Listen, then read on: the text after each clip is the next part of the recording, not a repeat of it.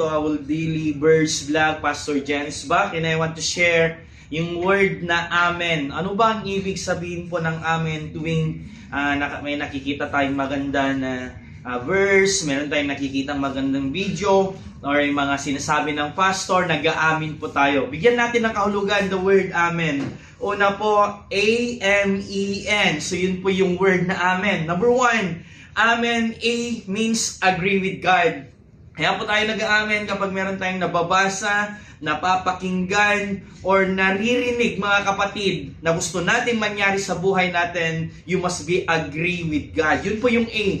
At sa M naman po, sabi niya, we need to move with God. No? Now mga kapatid, huwag kang lalakad, huwag kang mangarap na hindi mo kasama ang Diyos. Dahil naniniwala po ako, ang nagbibigay at nagpapatupad ng ating mga pangarap ay ang Diyos. Kaya we need to move with God. Isama mo ang Diyos sa lagi sa inyong mga pangarap. So E, ang ibig sabihin po ng E, sabi niya, and with God. Habang nagmumove ka, nakasama ang Diyos, nangangarap ka, nakasama ang Diyos, hanggang sa dulo din mga kapatid, dapat po we need to end with God. Until the end of our life mga kapatid, no?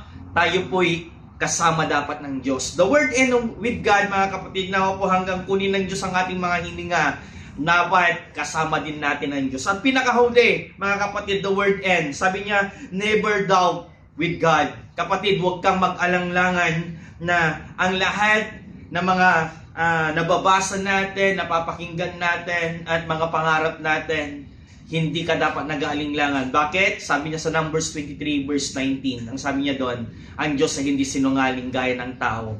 Ang kanyang mga sinabi, ang kanyang mga pangako ay gagawin niya sa iyo. So huwag kang mag-alinglangan kapatid.